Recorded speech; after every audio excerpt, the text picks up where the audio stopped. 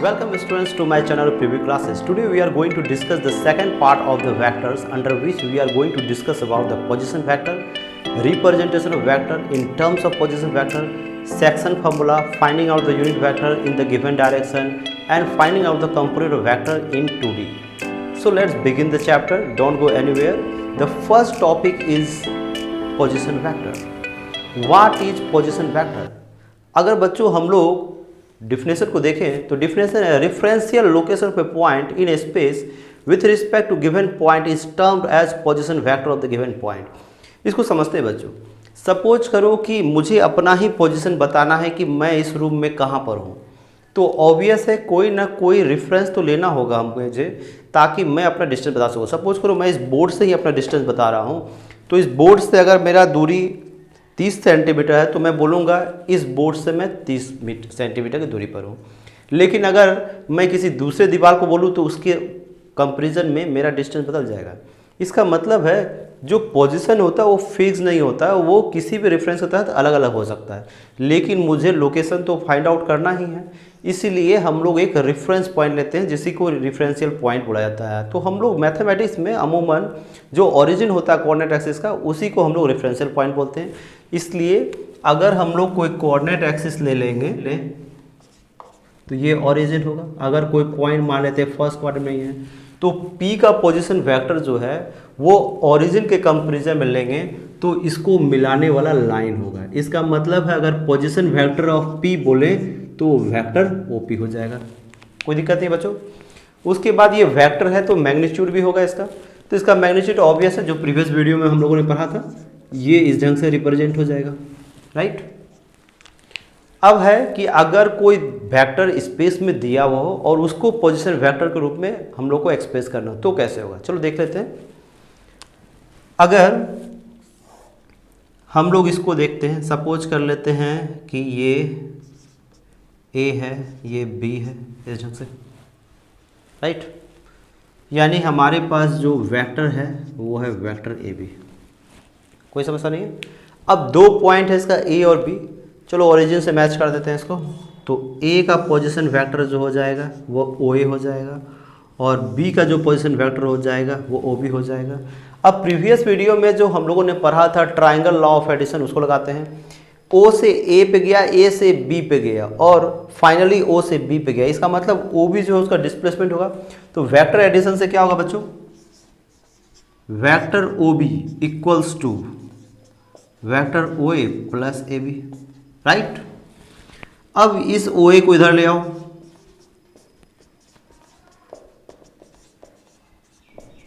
कोई दिक्कत। तो इस ढंग से क्या देख रहे हो, किसी भी वेक्टर को हम लोग पोजीशन वेक्टर के रूप में, यानी जो एंडिंग पॉइंट है उसके पोजीशन वेक्टर के रूप में एक्सप्रेस कर सकते हैं। यहाँ पर बच्चों ये बात हमेशा ध्यान रखो, इतना करने का आगे जरूरत नहीं पड़ेगा आपको। जो भी वेक्टर आप लिए हो, यानी अगर भविष्य में कभी भी आपको पोजीशन PQ है, इसको पोजीशन वेक्टर ओरिजिन के कंपैरिजन करना है, तो यहाँ से देखो A से B गया पॉइंट, B का पोजीशन वेक्टर है माइनस A का पोजीशन वेक्टर है, राइट। इसका मतलब कोई भी वेक्टर होगा तो सबसे पहले इंड का position vector minus initial point का पोजीशन वेक्टर। इसका मतलब है इसको एक्सप्रेस करेंगे तो Q का पोजीशन वेक्टर माइनस P का पोजीशन वेक्टर। कहीं कोई प्रॉब्लम नहीं है, आसानी समझ में जाएगा। बोर्ड पर डिफिनेशन को भी वही लिखा हुआ, देख लो पोजीशन वेक्टर का definition. Referential location of point in space with respect to the given point is termed as position vector of the given point. और उसके बाद एग्जांपल है जो मैंने एक्सप्रेस किया। उसके बाद representation vector in terms of the position vector, जो कि बता दिया गया। बच्चों बात करेंगे सेक्शन फार्मूला की, तो इस टर्म्स को आप लोगों ने पहले भी अपने प्रीवियस क्लासेस में पढ़ा है कोऑर्डिनेट ज्योमेट्री में 10th क्लास में। लेकिन वहाँ पर जो सेक्शन फार्मूला था कॉन्सेप्ट तो सेम रहेगा, लेकिन वहाँ पॉइंट के रूप में एक्सप्रेस करते थे आप, और यहाँ पर पोजीशन वेक्टर के रूप में एक्सप्रेस करेंगे। तो चलो पहले देख लेते हैं। अगर हम बात करें सेक्शन फार्मूला की, तो इंटरनल डिवीजन क्या कराएगा, when A point C lie on the line joining the two given points A and B। मान लो A और B दिया हुआ, इन दोनों को मिलाते हैं और C इस ढंग से लाई करता है कि बाकी दोनों पॉइंट इसके अपोजिट साइड में हो। उसी बात को बोर्ड पर लिखा गया है। तो C को बोलेंगे C is a point that divide AB internally. ठीक इसी ढंग से अगर AB को मिलाने वाले लाइन के बाहर में है C, यानी एक्सटर्नल पॉइंट में है, तो बोलेंगे सी ए बी को इस ढंग से डिवाइड करता है कि इसका दोनों पॉइंट एक ही साइड में हो, या तो इस साइड में या तो इस साइड में, तो इसको हम लोग बोलेंगे point dividing the given vector externally. चलो वन बाय वन इसका पोजीशन वेक्टर समझने की कोशिश करते हैं। थोड़ी देर के लिए मान लेते हैं जो दो पॉइंट है उसका पोजीशन वेक्टर ओ के कंपैरिजन में बच्चों वेक्टर ओ ए बराबर वेक्टर ए है, वेक्टर ओ बी बराबर वेक्टर बी और ओ सी का सी है। तो हम लोग को वेक्टर ओ सी को निकालना है in terms of vector A and vector B. तो सिंपल जो अभी हम लोगों ने पढ़ा था पोजीशन वेक्टर का वही कॉन्सेप्ट लाएंगे। तो सी इंटरनली डिवाइड करता है, इसलिए क्या होगा ए सी बाय सी बी। देखो यहाँ पर एक चीज़ को ध्यान रखना बच्चों, ऑर्डर नहीं बदलना है, क्योंकि हम लोग इसको वेक्टर में कन्वर्ट करेंगे और ऑर्डर बदलने पे दिक्कत हो जाएगा। हम लोगों ने प्रीवियस वीडियो में भी पढ़ा है कि अगर ए टू बी जो ग्राफ है यानी वेक्टर अगर बी टू ए आते हैं तो वो अपोजिट हो जाएगा साइन।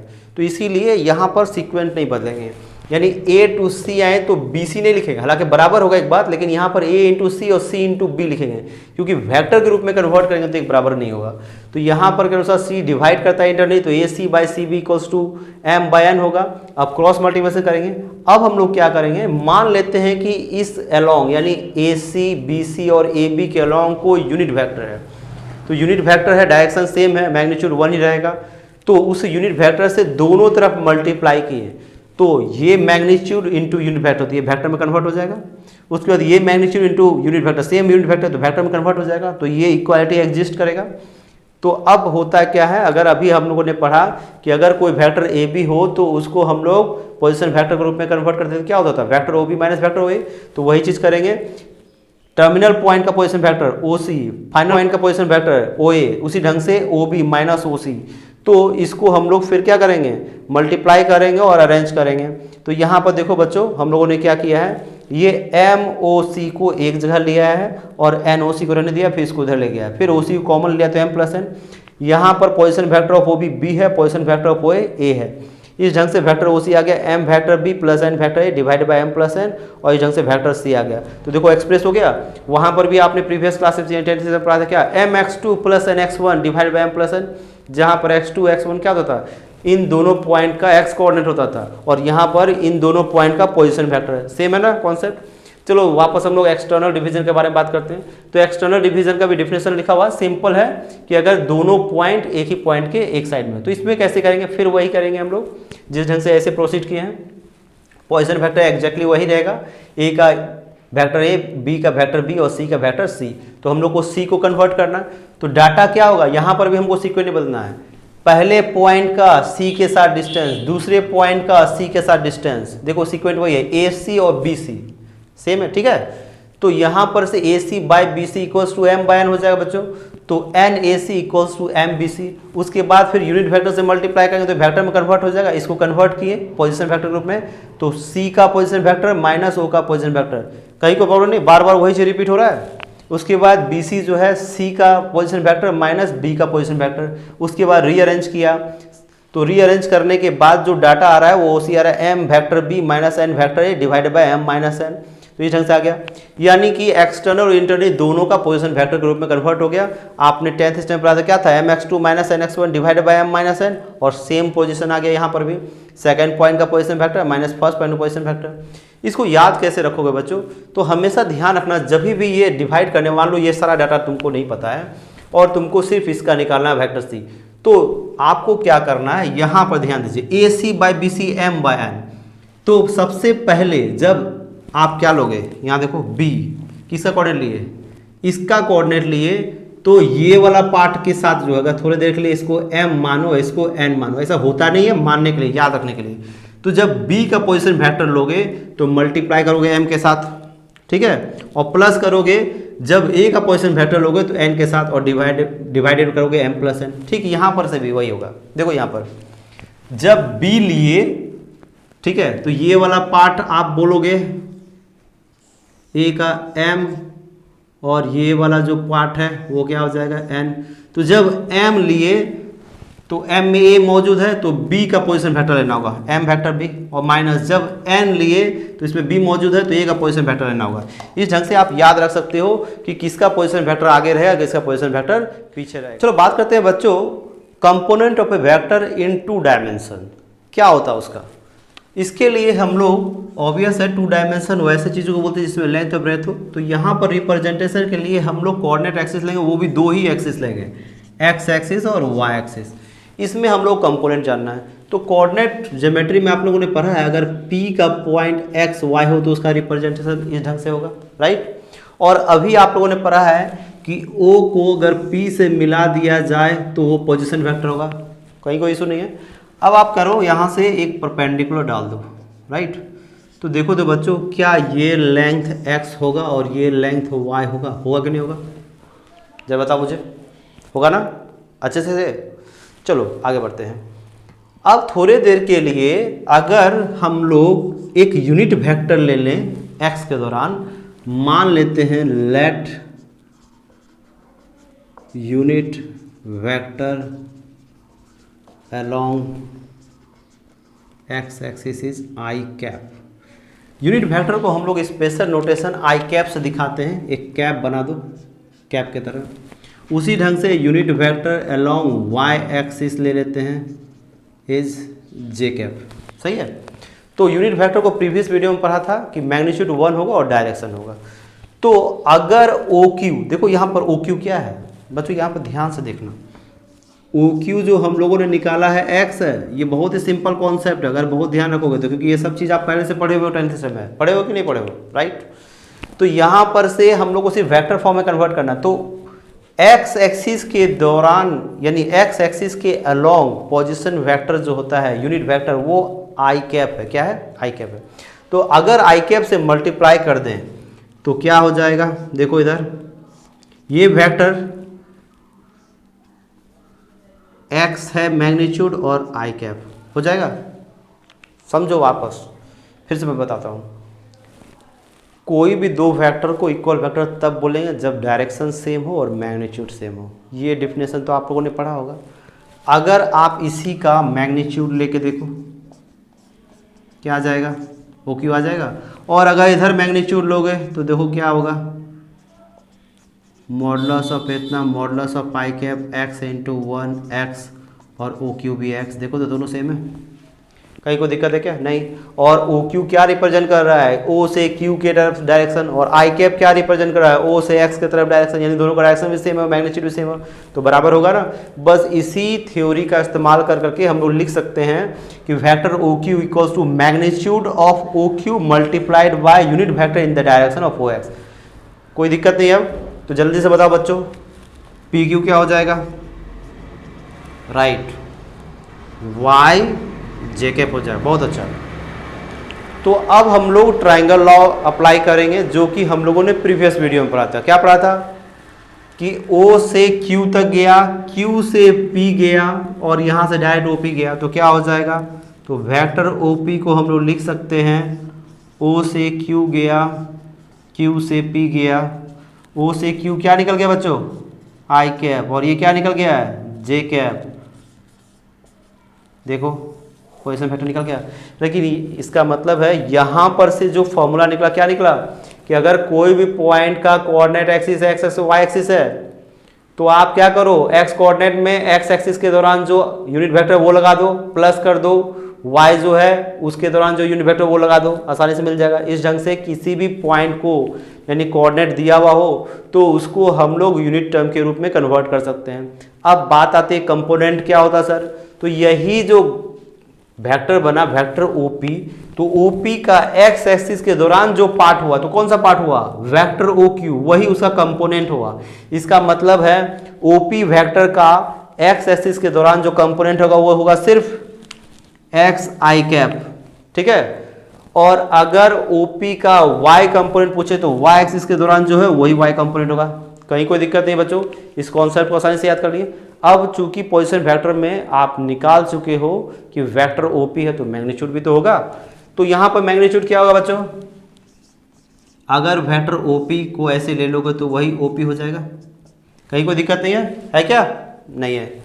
तो चलो इस ट्राइंगल में बात करते हैं। अगर कोई वेक्टर ना देखो तो ये कैसा ट्राइंगल दिख रहा है? राइट एंगल ट्राइंगल दिख रहा है। और OP कैसा दिख रहा है बच्चों? हाइपोटेनस दिख रहा है, राइट। तो क्या हो जाएगा? OQ square plus QP square equals to OP square. तो यहाँ OP की जगह क्या हो जाएगा? स्क्वायर रूट हो जाएगा ओ क्यू हो जाएगा और क्यू पी स्क्वायर हो जाएगा। ये क्या है, X square Y square, right. देखो मैग्नीट्यूड भी आ गया। इसका क्या मतलब है कि अगर कोई भी पॉइंट दिया हुआ रहे तो उसका पोजीशन वेक्टर जो हो जाएगा वो एक्स आई कैप प्लस वाई जे कैप हो जाएगा, और जो मैग्नीट्यूड हो जाएगा वो एक्स स्क्वायर कॉफिशिएंट का स्क्वायर प्लस वाई कॉफिशिएंट का स्क्वायर का सम का स्क्वायर रूट हो जाएगा। कहीं कोई दिक्कत है बच्चों? अब अगर पर्टिकुलरली इसी में इसका डायरेक्शन भी पूछ लिया जाए कि एक्स एक्सिस के अलोंग कितना एंगल बना रहा है, तो मान लो ना बच्चों कि थीटा एंगल बना रहा है, ठीक है। तो यहां से हम लोग करते हैं टेन थीटा। क्या हो जाएगा टेन थीटा, कोई बताएगा? Right, P Q by O Q. P Q का वैल्यू क्या है बच्चों, वाई है और एक्स, तो यहां पर से थीटा क्या हो जाएगा, tan inverse Y by X. कोई दिक्कत है? इसके बारे में डिटेल में तो ट्रिगोनोमेट्री में हम लोग पढ़ेंगे ही कि वाई बाय एक्स का मॉडुलस देते हैं, उसके बारे में बात करेंगे। तो इसीलिए हम लोग इस ढंग से एंगल में निकालेंगे। इसका मतलब कोई भी पॉइंट हो तो उसका पोजीशन वेक्टर, उसका एक्स कंपोनेंट, वाई कंपोनेंट और उसका एंगल भी फाइंड आउट कर लेंगे। बच्चों नेक्स्ट वीडियो में इसी कॉन्सेप्ट को दोबारा पढ़ेंगे, लेकिन 3D में पढ़ेंगे, यानी 3 डायमेंशनल फिगर में पढ़ेंगे, ठीक है।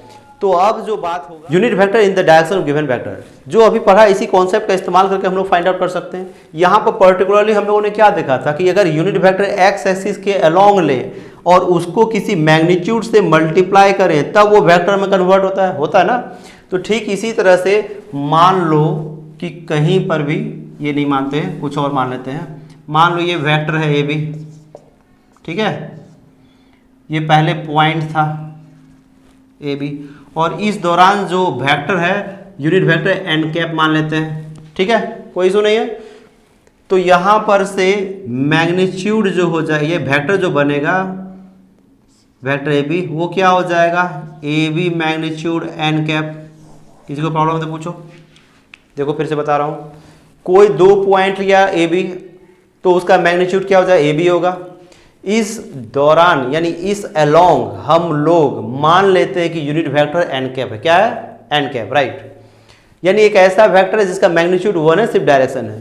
तो अगर उस यूनिट वेक्टर को मल्टीप्लाई कर दें तो अभी जो पढ़ा था वो क्या हो जाएगा, वेक्टर में कन्वर्ट हो जाएगा कि नहीं हो जाएगा, हो जाएगा।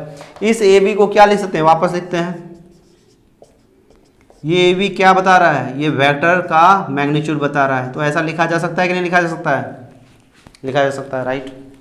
ये नीचे आएगा तो क्या हो जाएगा, वेक्टर ए बी बराबर एन कैप। यहां से क्या मिल गया कि अगर किसी भी वेक्टर के अलोंग आपको यूनिट वेक्टर चाहिए तो उसी वेक्टर को उसके मैग्नीट्यूड से डिवाइड कर दो, मिल जाएगा। कोई दिक्कत है तो इसका इस्तेमाल कर लेंगे। बोर्ड पर भी 1 बाय 1 लिखा हुआ है, आप लोग आसानी से देख सकते हो पॉज कर करके। चलो नेक्स्ट बात करते हैं कि दो वेक्टर को ऐड करेंगे, सब्ट्रैक्ट करेंगे, मल्टीप्लाई करेंगे तो और डिवाइड करेंगे तो क्या होगा। कुछ चीज़ों को हम लोगों ने प्रीवियस वीडियो में पढ़ लिया है, आप वापस देख सकते हो आई बटन पर क्लिक कर करके। चलो कुछ चीज़ों को और देख लेते हैं, क्योंकि वहाँ पर जो पढ़ा था सिंपली वेक्टर के रूप में पढ़ा था, और यहाँ पर चूंकि पोजीशन वेक्टर आ गया तो उसी चीज़ को रिपीट करेंगे पोजीशन वेक्टर। जो देख लेते हैं एडिशन ऑफ वेक्टर्स, अगर पोजीशन वेक्टर दिया हो, यानी कि अगर कंपोनेंट आई के और जे के रूप में दिया हो तो कैसे करेंगे। तो जो प्रीवियस कॉन्सेप्ट था बच्चों वही करेंगे, सिंपल सा बात है। क्या मान लेते हैं कि vector A x1 I cap, y1 J cap, और b जो है x2 आई कैप और y2 जे कैप है। और अगर हम लोग को इस दोनों वेक्टर को ऐड करना हो तो सिंपल है, आप कर सकते हो। कोई बताएगा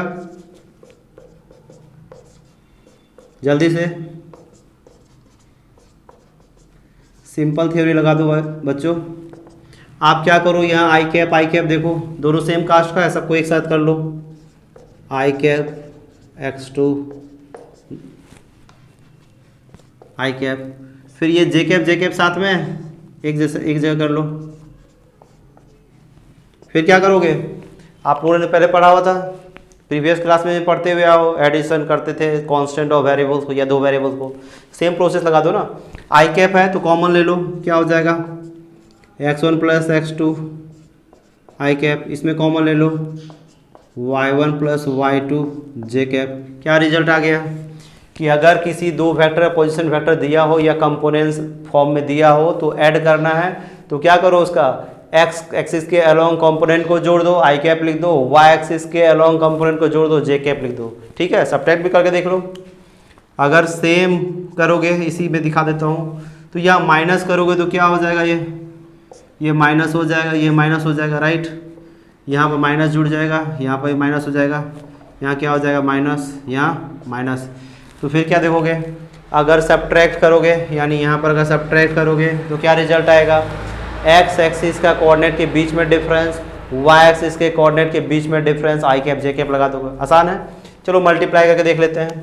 अगर मान लो वेक्टर ए है उसको एम से मल्टीप्लाई करोगे तो क्या हो जाएगा, x1 आई कैप प्लस x2 जे कैप, ये मैग्नीट्यूड मल्टीप्लाई होगा तो एम x1 आई कैप और ये मल्टीप्लाई होगा तो एम x2 जे कैप। कहीं कोई प्रॉब्लम है? नहीं है, सिंपल तरीका से हो गया। उसके बाद डिवाइड भी करोगे तो सेम ऐसे कर देना ना, डिवाइड करोगे तो वेक्टर ए बाय एम तो क्या हो जाएगा, जस्ट लाइक ये हो जाएगा 1 बाय एम इंटू ए, तो रिजल्ट आ जाएगा। कहीं कोई प्रॉब्लम नहीं है। चलो कुछ एग्जांपल्स देख लेते हैं बच्चों। अगर एग्जांपल्स को देखो बच्चों तो examples the position vector of the point A B C are vector A plus vector B, 2 vector A plus vector B, 3 vector A minus 2 vector B respectively, then find the value of vector A B plus vector B C. इस question में हम लोग simple theory का इस्तेमाल करेंगे। मान लेते हैं कि let the referential point is 0, तो पोजीशन वेक्टर ऑफ ई क्या हो जाएगा, वेक्टर ओ ए जो कि दिया हुआ vector A plus vector B. Position vector of B क्या हो जाएगा, वेक्टर ओ बी जो कि दिया हुआ है 2 vector A plus vector B.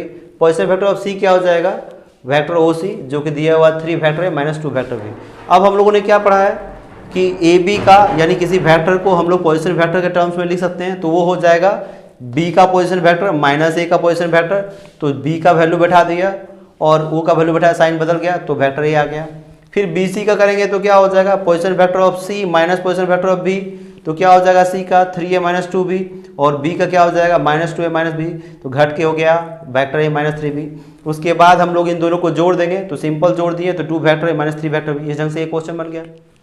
अगर बोर्ड पे एग्जांपल्स को देखो बच्चों तो एग्जांपल से vector O A equals to vector A and vector O B equals to vector B, then the position vector of the point A and B respectively, then find the position vector of the point of trisection of A B. यानी 2 point A B है उसका vector दिया हुआ position vector और पूछा जा रहा है कि जो पॉइंट उसको ट्राइसेक्ट करेगा उसका पोजीशन वेक्टर क्या होगा। तो हम लोग थोड़ी देर के लिए ए बी एक लाइन ले लेते हैं और 2 पॉइंट पी ए क्यू लेते हैं इस ढंग से कि ट्राइसेक्ट करे, तो इसका ट्राइसेक्ट का तो तीनों पार्ट बराबर होगा। इसका मतलब क्या होगा कि A P equals to P Q equals to Q B, जो यहाँ लिखा है बराबर के लेट कर लिया। तो ए पी बाय पी क्यू क्या हो जाएगा, के बाय के प्लस के, तो वही लिखा है के बाई 2 के 1/2। उसके बाद A P by Q B, तो ए क्यू क्या हो जाएगा के प्लस के यानी 2k बाय के 2/1। ये सिंपल वही चीज कैलकुलेशन है जो आप लोग पहले 10th सेशन में परफॉर्म कर चुके हो। तो अब हम लोग लगाते हैं रूल अपना सेक्शन फार्मूला को। अभी हम लोगों ने बताया था सेक्शन फार्मूला का जो इस्तेमाल करेंगे कैसे करेंगे, तो यहाँ ध्यान दो फिर से। ओपी का पोजीशन वेक्टर निकालना है, अगर ये बटे ये तो ऐसे तो होता नहीं है 1, अगर मान ले फिर भी अगर इसको 1 समझने के लिए इसको 2, तो जब 1 लोगे तो इसका पोजीशन वेक्टर, तो 1 लोगे तो इसका पोजीशन वेक्टर, और जब 2 पार्ट लोगे तो इसका पोजीशन वेक्टर और divided by 1 + 2 internally section formula लगाएंगे। उसके उसी ढंग से ओ क्यू, तो एक पॉइंट से दूरी कितना है इसका 2, ये देखो 2/1, तो 2 पार्ट लोगे तो इसका और 1 पार्ट लोगे तो इसका कोऑर्डिनेट, तो वही लिखा हुआ है 2 into vector A vector B plus 1 into vector A divide by 2 + 1, और इस ढंग से रिजल्ट आ गया OP बराबर 2a + b/3 और OQ बराबर a + 2b/3। तो इस एग्जांपल से सेक्शन फार्मूला का इस्तेमाल भी करना सीख गए। अगर बोर्ड पर क्वेश्चन को देखें बच्चों, so that the 4 point ABCD with position vector vector A vector B vector C vector D respectively such that 5 vector a minus 2 vector b plus 6 vector c minus 9 vector d equals 0 are coplanar. Also find the position vector of the point of intersection of the line segment AB and BD, AC and BD. देखो बच्चों ये question थोड़ा difficult लग रहा है लेकिन बहुत ही आसान है, हम लोग 1 by 1 उसको क्रैक करते हैं। सबसे पहले 4 पॉइंट दिया और चारों पोजीशन वेक्टर है, लेकिन बात किसका क्या है, AC और BD का। तो हम लोग 2 पॉइंट A और C ले लेते हैं, उसका पोजीशन वेक्टर O के कंपेरिजन में ये A हो जाएगा और ये C होगा, ये दिया हुआ है। अब हम लोग क्या करेंगे, सबसे पहले जो दिया हुआ पार्ट है वो लिख देंगे, उसमें से जितना माइनस है उसको उधर कर देंगे। यहाँ क्या देखते हैं बच्चों, ये पूरा बात तब समझ में आएगा जब मैं इसको वापस एक्सप्लेन करूंगा, यहाँ पर सिर्फ देखते जाओ। 5 vector A plus 6 vector C, तो इसका कोफिशिएंट 5 + 6 क्या होता है 11, और यहाँ पर 2 + 9 क्या होता है 11, तो हम लोग इसीलिए 11 से डिवाइड करते हैं। उसके बाद इस 11 को 5 + 6 लिख देंगे, 2 + 9 लिख देंगे इस रूप में, 5 वेक्टर ए को 5 वेक्टर ए। अब यहाँ पे याद करो, अभी आप लोग सेक्शन फॉर्मूला पढ़े हो, उसमें m vector b plus n vector a divided by m plus n था। तो क्या था, अगर m लोगे तो दूसरे साइड का वेक्टर, तो यहाँ पर देखो a वेक्टर है, इसका मतलब है ये वाला पार्ट जो होगा वो ऑलमोस्ट 5 होगा और ये वाला पार्ट क्या है 6 लोगे तो इधर, तो ये 6 लोगे तो इधर वाला पार्ट हो जाएगा c, सही है ना। तो सेक्शन फॉर्मूला से ऐसा क्या लग रहा है कि ये इंटरनल डिवीजन, किसी पॉइंट का इंटरनल डिवीजन कर रहा है, उसका कोऑर्डिनेट है। तो हम लोग AC पर कोई पॉइंट P मान लेते हैं, तो उसका पोजीशन वेक्टर क्या हो जाएगा OP। तो OP क्या हो जाएगा, ध्यान दो, अगर ये 6 लोगे तो इसका पोजीशन वेक्टर, 5 लोगे तो इसका position vector divided by 5 plus 6, तो वही चीज़ किया हो, 5 पोजीशन वेक्टर है, 6 वेक्टर। यही वजह है कि नीचे में 11 लाने के लिए ही यहाँ पर चेक किया गया और डिवाइड किया गया। तो इस ढंग से ये वाला पार्ट क्या हो गया कि position vector of P which dividing AC in the ratio of 6:5, क्या 6:5, ठीक है। अब दूसरा पार्ट को मत देखो, दूसरा पार्ट को फिर मैं देखता हूँ, यहाँ पर बताता हूँ आपको। यहाँ पर 2 vector b plus 9 vector d divided by 11 है, राइट, इसको इस रूप में लिखे हो। अब दूसरा लाइन क्या है, BD है, तो सपोज करो कि BD यहाँ कहीं है, कहीं पर है, यहाँ पर ये B है और ये D है, आपको नहीं पता है अभी। तो यहाँ से इसका पोजीशन वेक्टर, यहाँ से इसका पोजीशन वेक्टर, ये क्या हो जाए वेक्टर B, ये क्या हो जाए वेक्टर D। यहाँ पर फिर ये लग रहा है कि किसी इंटरनल पॉइंट का क्या है पोजीशन वेक्टर, तो मान लेते हैं यहाँ पर एक पॉइंट जो है वो Q है, तो Q का पोजीशन वेक्टर, ध्यान दो बच्चों, ये कौन सा लिया है, B लिया है 2 का, तो ये वाला पार्ट लिया है तो ये वाला 2 हो जाएगा, और ये 9 लेकर के ये वाला पार्ट 9 होगा। फिर से देखो सेक्शन फॉर्मूला का, ये पार्ट लेंगे तो ये वेक्टर और ये पार्ट लेंगे तो ये वेक्टर, दोनों का सम, यहाँ भी 11 आ गया।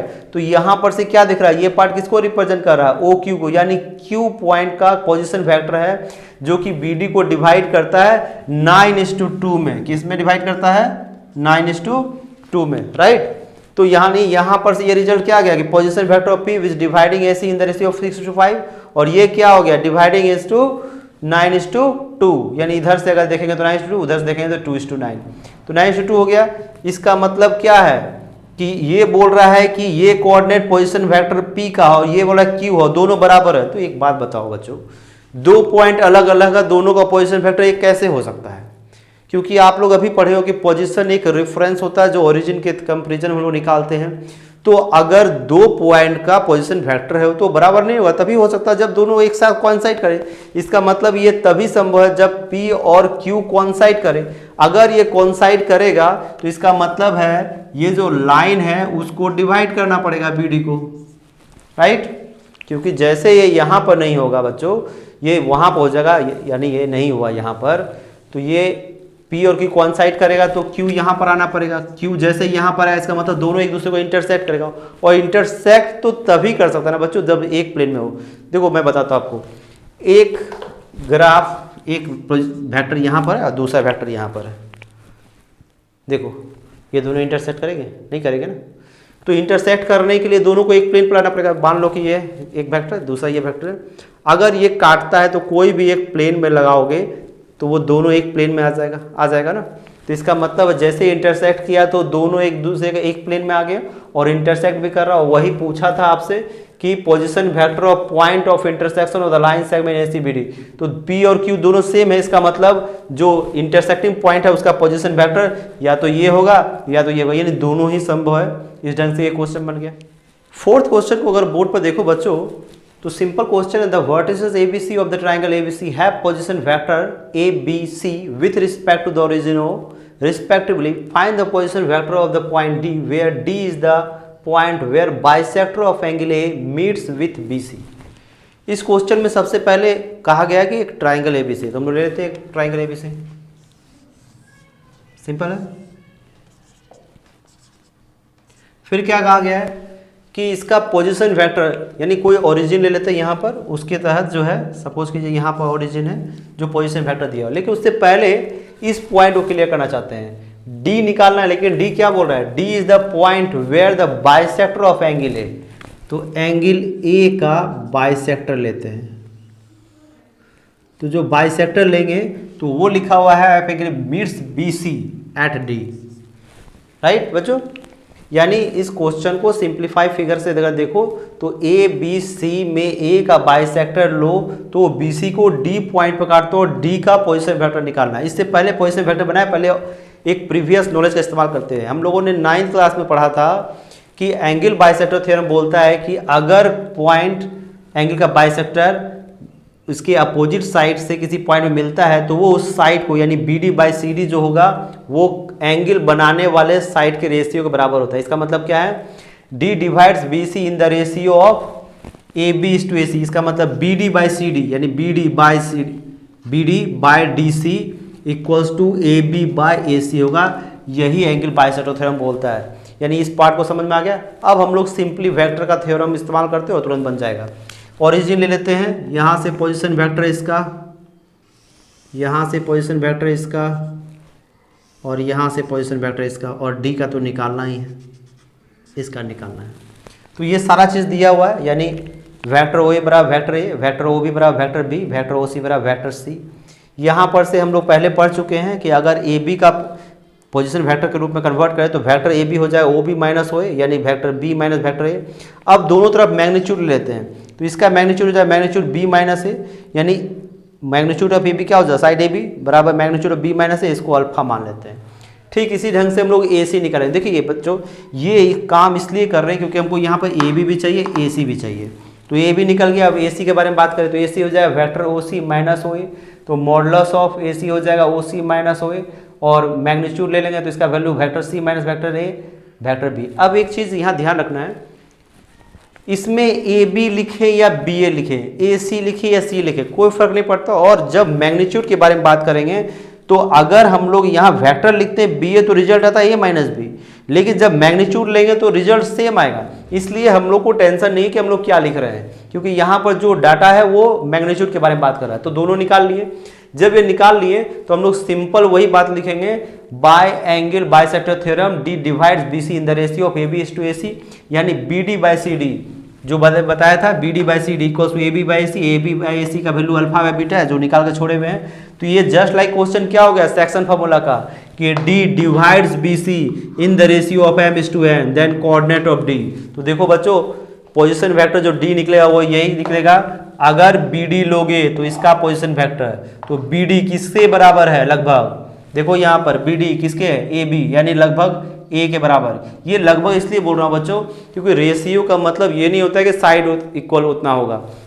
क्या करने मतलब है, जैसे सपोज करो x और y का रेशियो 2:3 है तो इसका कहीं से मतलब नहीं कि x का वैल्यू 2 और y का वैल्यू 3 होगा। यहाँ पर सिर्फ कन्वेनियंस के लिए, ताकि सेक्शन फॉर्मूला को आसानी से हम लोग अप्लाई कर सके उसके लिए मान रहे हैं।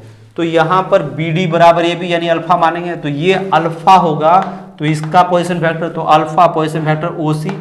अगर इसको बीटा लिए हैं जो यहाँ पर बीटा है DC AC बीटा है, बीटा लेंगे तो इसका पोजीशन वेक्टर OB, तो ये हो गया, और divided by alpha plus beta. तो सेक्शन फॉर्मूला लगा दिया। अब अल्फा और बीटा का वैल्यू निकालेंगे, इसी के लिए जो ये निकाला हुआ था। तो अल्फा का value modulus of B minus A है, यहाँ बैठा दिया। बीटा का value modulus of C minus A यहाँ बैठा दिया और यहाँ पे बैठा दिया। ये चीज़ पहले एक्सप्लेन कर चुका हूँ कि मैग्नीट्यूड में वो आगे पीछे होगा तो कोई फर्क नहीं पड़ेगा। इस ढंग से ये बन गया। तो जो क्वेश्चन काफ़ी डिफिकल्ट लग रहा था वो आसानी से सेक्शन फार्मूला पर जा खत्म हुआ।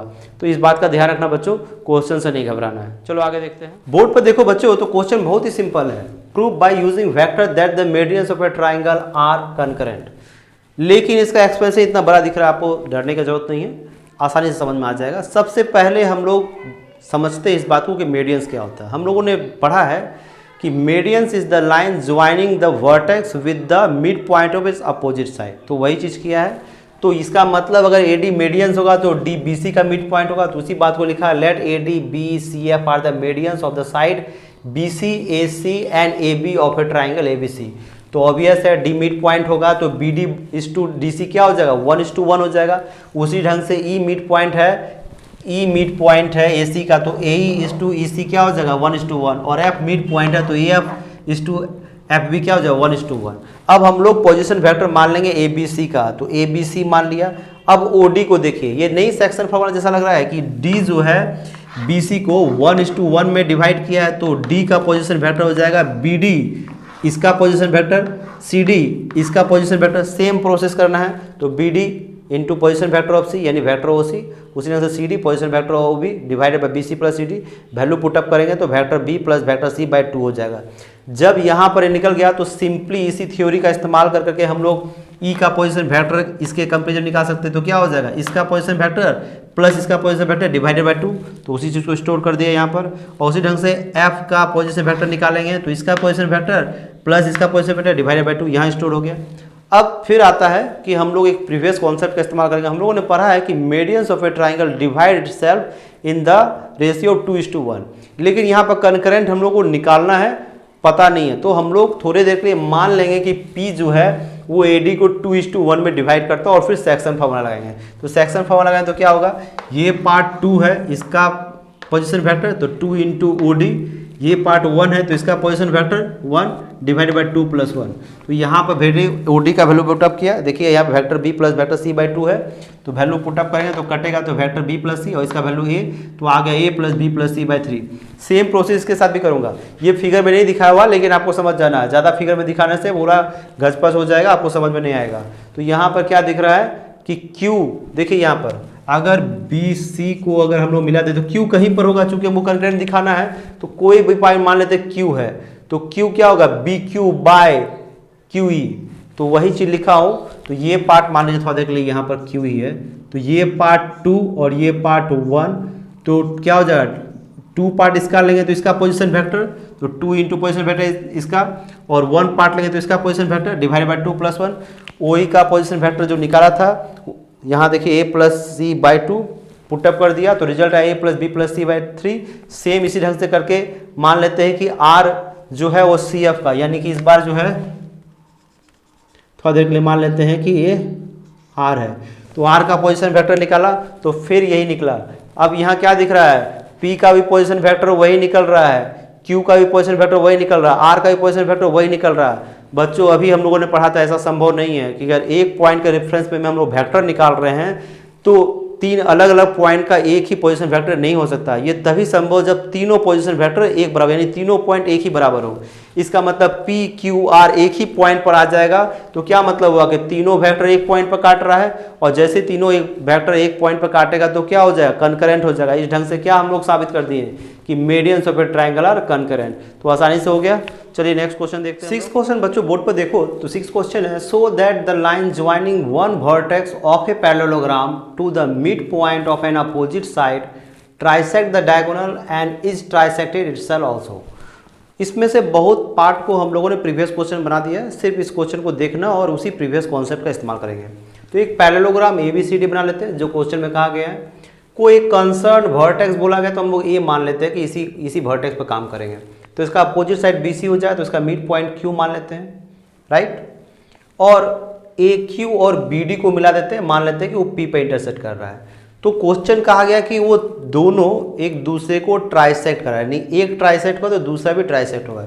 इसका मतलब है मान लेते हैं कि BP बाय PD 1:2 है, क्योंकि ट्राइसेक्ट का मतलब 3 इक्वल पार्ट में होगा। तो हम लोगों ने प्रीवियस क्वेश्चन में देखा था कि ये पार्ट के मान के किया था, तो ये बाय ये 1:2 हो जाएगा, तो 1:2 हो गया।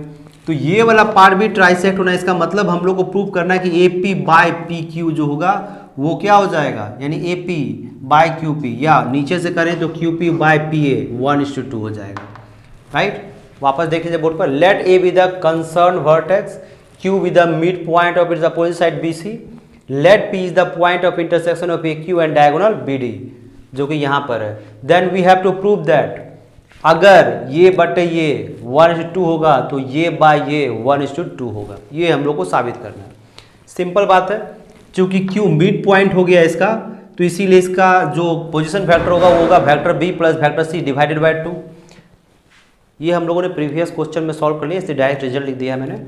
उसके बाद OP का, अगर आप OP को दो तरीका से देखिए, P इसमें भी है तो BP बाय PD, तो सेक्शन फार्मूला लगाएंगे तो BP लेंगे तो D का पोजीशन फैक्टर, और PD लेंगे तो B का position factor divided by BP plus PD, और इसका वैल्यू बैठा देंगे। BP का पार्ट को 1 लेंगे और PD का वैल्यू 2 लेंगे, तो हो जाएगा 1 into vector D plus 2 into vector B divided by 1 plus 2, और रिजल्ट आएगा 2 vector B plus vector D divided by 3। इसको यहीं छोड़ देंगे। उसके बाद P इसमें भी है, AQ में भी है, तो ए पी लेंगे तो क्यू का पोजीशन वेक्टर और पी क्यू लेंगे तो ए का पोजीशन वेक्टर है। तो वापस मैंने किया है A P multiplied by Q का पोजीशन वेक्टर और पी क्यू मल्टीप्लाई ए का position vector divided by A P plus P Q, value put up किया है तो रिजल्ट आ गया बी प्लस सी प्लस ए बाय 3।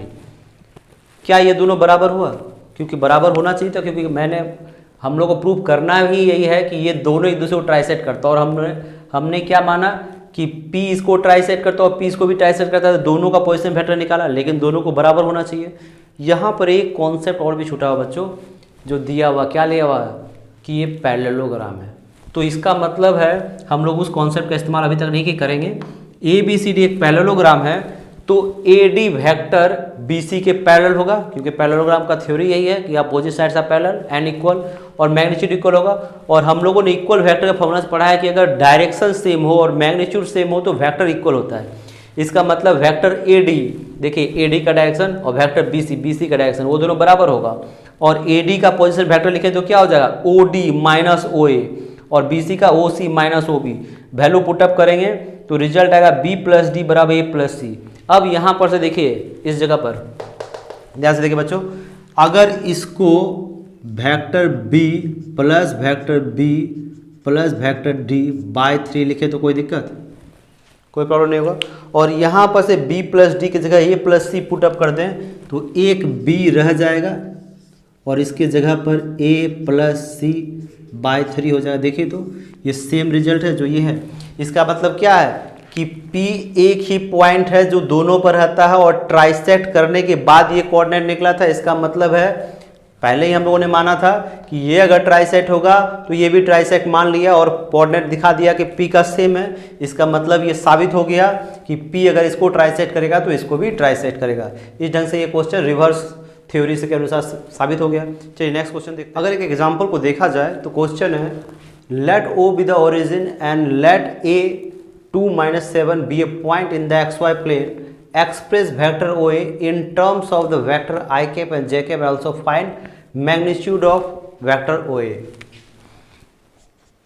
यहाँ पर हम लोग जो थ्योरी पढ़े सिंपली क्या पढ़े थे कि अगर कोई पॉइंट दिया हो और दो ही पॉइंट हो तो x और y एक्सिस में आई कैप और जे कैप के थ्रू कन्वर्ट कर सकते हैं। तो डायरेक्टली उसी थ्योरी के अनुसार पोजीशन वेक्टर क्या हो जाएगा, x कोऑर्डिनेट कितना है 2 तो उसमें आई कैप लगा देंगे और y वेक्टर में -7 है तो जे कैप लगा देंगे तो रिप्रेजेंट हो गया। उसके बाद मैग्नीट्यूड का आता है तो मैग्नीट्यूड में क्या पढ़ा था हम लोगों ने कि जो भी x कोऑर्डिनेट है उसका स्क्वायर और जो भी y कोऑर्डिनेट है उसका स्क्वायर का मैग्नीट्यूड कर देंगे तो जो भी रिजल्ट आता है आने दीजिए, कोई इशू नहीं है। इस ढंग से इतना यूनिट हो जाएगा और ये क्वेश्चन आसानी से हो गया। चलिए आगे। अगर एग्जांपल्स को देखो बच्चों तो एग्जांपल्स में कहा गया है कि if a 2 3 and b 1 4 are 2 points then find vector a b। अभी हम लोगों ने पोजीशन वेक्टर क्या पढ़ा था, अगर o मान ले ओरिजिन तो a का पोजीशन वेक्टर क्या हो जाएगा 2i कैप 3j कैप और b का पोजीशन वेक्टर क्या हो जाएगा i cap plus 4j cap. और वेक्टर का पोजीशन वेक्टर के टर्म में कन्वर्जन क्या होगा, एंडिंग पॉइंट का position vector minus initial point का पोजीशन वेक्टर। और b का पोजीशन वेक्टर क्या है बच्चों, जैसे माइनस करेंगे तो -2i कैप -3j कैप हो जाएगा, i कैप में से 2 cap -j cap plus j cap. इस ढंग से ये क्वेश्चन बन गया। अगर बोर्ड पे लिखे एग्जाम्पल्स को देखो बच्चों तो क्वेश्चन पूछा गया find a unit vector in the direction और parallel to the vector 4i cap and 3j cap. अभी हम लोगों ने क्या पढ़ा कि यूनिट वेक्टर कैसे निकलता है, किसी भी दिए हुए वेक्टर में के डायरेक्शन में उस वेक्टर को उसके मैग्नीट्यूड से डिवाइड कर देते हैं। तो सबसे पहले मान लेते हैं कि जो दिया वेक्टर वेक्टर ए बी है तो इसका मैग्नीट्यूड क्या हो जाएगा,